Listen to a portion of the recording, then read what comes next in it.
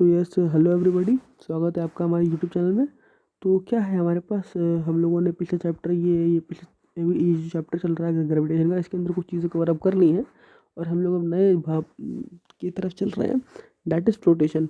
तो क्या सीन है फ्लोटेशन का, कैसा सीन है फ्लोटेशन का, कुछ कुछ बातें इसके ऊपर करते हैं। तो बेसिकली होता क्या, फ्लोटेशन का मतलब क्या होता है? फ्लोटेशन का मतलब होता है तैरना। तो किस तरीके से कोई बॉडी तैर सकती है, कंडीशन ये है। दूसरी कंडीशन ये, तीसरी कंडीशन ये, चौथी कंडीशन क्या होगी होगी कि वो नीचे डूब जाए। डूब जाए मतलब सिंक कर जाए। ठीक है जी, जैसे कि टाइटैनिक के साथ हुआ था। उसके अलावा फिर से वही, जैसे हम लोगों ने पिछली बार करी थी कि हम लोगों ने पहले कुछ इंपॉर्टेंट टर्म्स को जान लिया था। तो आइए कुछ इंपॉर्टेंट टर्म्स को जान लेते हैं। तो इंपॉर्टेंट टर्म, सबसे पहला टर्म तो हमारे पास ये होता है बैंड फोर्स। तो बेसिकली होता क्या है, मतलब बहुत ज़्यादा डीप में आने की ज़रूरत नहीं है। बेसिकली एक फोर्स होता है जो कि बॉडी के ऊपर लगता है, और इसी फोर्स के कारण से बॉडी जो होती है वो हमारे पास फ्लोट करती है।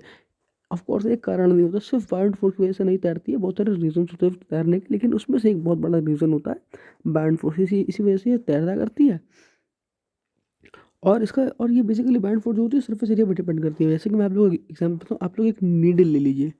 नीडल आप लोग एक नीडल ले लीजिए, मतलब एक सुई ले लीजिए। ये काम करिए, आप लोग एक सुई पकड़ लीजिए और इस टाइप का एक प्लेट पकड़ लीजिए। दोनों को पानी में डालिए आप लोग।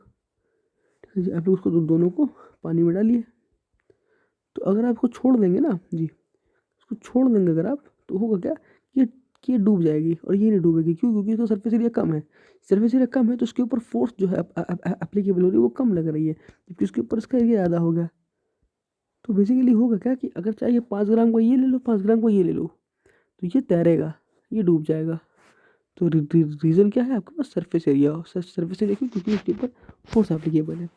फिर हमारे पास एक टर्म और आता है, that is known as density. Density का क्या सीन है, आप लोग नोट्स के साथ में नहीं, मेरे साथ चलिए आप लोग इस समय। दूसरा टर्म आता है दैट इज वहाँ पर डेंसिटी। तो डेंसिटी बेसिकली क्या है कि मास अपॉन वॉल्यूम, मतलब कोई भी बॉडी जो है वो कितना मास ले रहा है, कितने वजन में ले रहा है mass, that is known as उसकी density. That is also known as घनत्व। आगे बढ़ते हैं, मतलब बेसिकली क्या सीन है कि अगर आप क्या करिए कि 1 किलो की वुड ले लीजिए।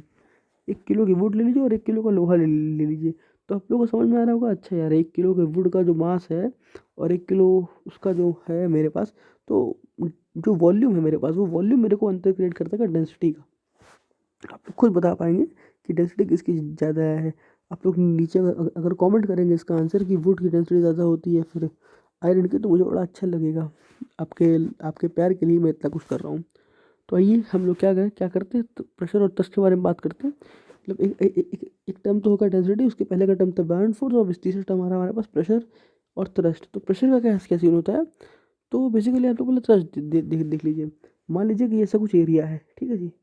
इस एरिया के ऊपर आप फोर्स मार रहे हैं, तो अगर फोर्स जो है इस पूरे एरिया पे लग रहा है, ठीक है जी, तो इस पर्टिकुलर फोर्स को बोलेंगे हम लोग थ्रस्ट।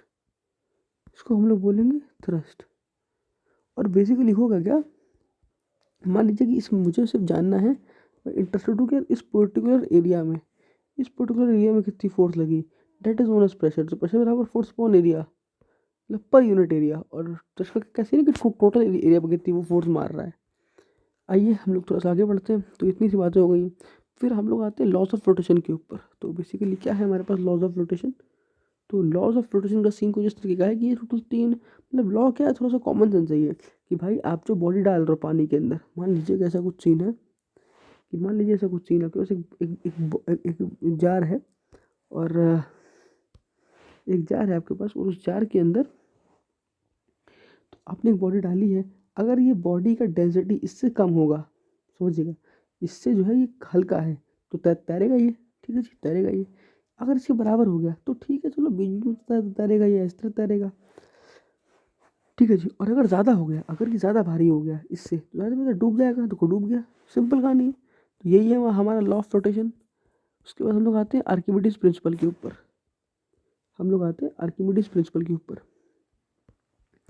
तो बेसिकली ये प्रिंसिपल बोलता है कि जितना भी पानी जो है हमारे पास हम लोग डालते हैं, मान लीजिए हमारे पास एक बीकर है, उसके अंदर कुछ पानी है, उसके ऊपर हम लोग एक ऑब्जेक्ट डाल रहे हैं, और यहाँ पर एक बीकर है, इसके ऊपर हम लोग एक ऑब्जेक्ट डाल रहे हैं।